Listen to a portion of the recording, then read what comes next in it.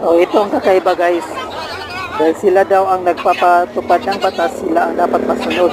Dito kasi kami ang nagpapatupad ng batas. Itama sila pero sa tamang paraan naman guys, di ba?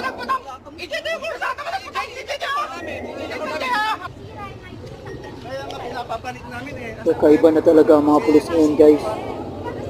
Parang di tuloy. Tuloy sa batas. Ano ba naman yan?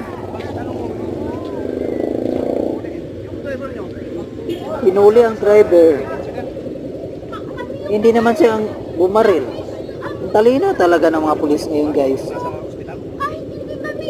Pero, Sinong bumaril? Anong ebidensya ano ebidensya niya na siyang bumaril? Nasa loob ka ng... Nasa loob ka, makakabaril ka? Kanina ko ba o hindi? Makakabaril, sige, bumaril ka nga sa loob ka, barilin mo ko dito sa labas. So, bukta mo ha, pumunta ka sa loob, barilin mo ako kung kaya mo. Oh, sige, sa loob ka, pumasok ka sa loob. Habang tumatakbo, bumaril ka kung makakabaril mo. Sige nga, pumasok ka ngayon, bunat. Medyo na bunat, pumasok ka sa loob ng bulletproof, barilin mo yung tao dito. Sige. Kung pwede. Huliin nyo na, ano bang hinihintay natin? Sige, illegal arrest yan. Kung pwede ba? Pwede ba yan? Sige, sige. Bakit ba nagpapautos ka na? Lagi kang ganyan, bunat. Bakit lagi kang ganyan, Mayor? May hinuli kami sa kabila. Nagpapagamit ka. May hinuli kami dito.